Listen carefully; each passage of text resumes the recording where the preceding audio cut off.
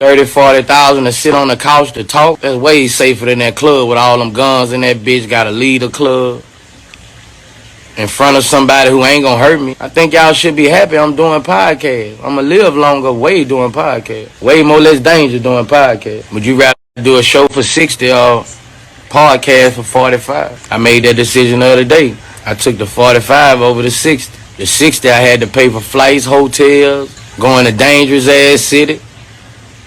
Shit about being careful, man. I could sit 45 minutes on the couch and just talk shit. 40-something thousand now, man. That's a blessing, bro. What they do? So Boosie say he'll take 45 to do a podcast and sit on the couch and 60 to do a show. I totally agree with it. You know, Boosie is in the twilight of his career. His career is coming to a screeching halt. It's being derailed. I think Boosie best years of music is behind him. No longer in front of him. I think at this point people would rather hear his old music at concerts, him getting maybe 15, 25 a show, whatever his going rate is, and his other sponsor deals. But as far as him, you know, ain't nobody, Boosie ain't headlining no tours unless he's doing hole in the wall clubs with niggas bringing in the Blickies, niggas bringing in the Sticks, the Dracos, the Baby Dracos, the ARs, the AKs, the Choppers. You know how it is. You know, we got a bunch of killers, gorillas in there. Because everybody at your show ain't a fan. You know, they trying to catch you lacking. They trying to catch you slipping. So you got to keep that in mind as well.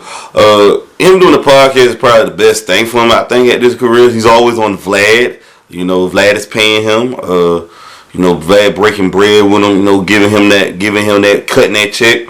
And I rather at this point, I rather hear Boosie talk some shit and hear his perspective of being in the game. Been there 20 plus years, a vet. Plus, he been to prison for 5 years with, you know, some serious cases, controversial cases. And I think people just ready to hear what we got to say, though. He is entertaining. When he talk, I do listen. He has a people gravitate. A lot of people gravitate toward Boosie in the South, especially. He's a legend, though. He's a hood legend. You know, he's a hood figure, though. He's like, you know. So he's like Obama in the ghettos. He's like Obama in the ghettos, Boosie. So I think people rather just hear him talk at this point. I don't want to hear no music from Boosie. Me personally, I just rather hear him do a podcast. He got the personality to do it. He already got the industry connections to do it. I mean, him doing features, getting the bag off a feature, that's cool with him. But me hearing a full length album from Boosie, I don't want to hear that shit, man. I'm glad him and T.I. not putting that album out. I'm so happy and excited. I don't want to hear T.I. and Boosie rap together. This is not 2008 no more. Their primes are gone. They're way past their primes. They're no longer the same artists no more. Their fans have went on to other artists and listen to other artists now, and the newer generation ain't checking for that shit. Come on, man. So I think it makes sense. And he's getting older, bro. He's 40 something. He's like 41 years old, Boosie. He too old to be goddamn rapping on stage and getting up on there and all that shit. He's already diabetic.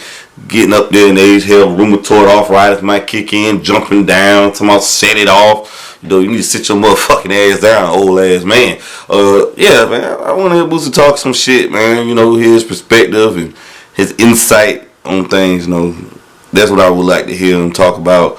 I would love to hear anybody talk about the Marlo Mike situation in that case, which people don't talk about. They need to talk to him about that.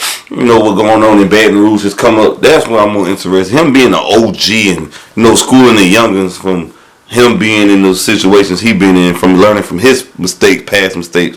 That's what I think he should use his podcast for. You know, shedding some light on things and, you know, being, you know, making a difference.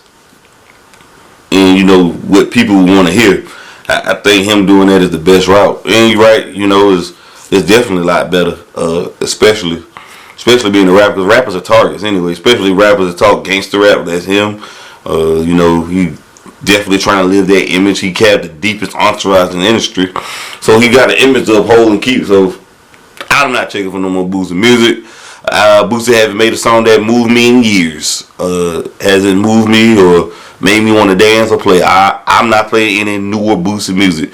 Every song that Boosie dropped after he got out of jail, I just can't rock with. I like Boosie before he went to jail and did that bid, but anything after that, it just ain't hit for me though. But he's forever gonna be a legend. I like Boosie. I like his music for what it is.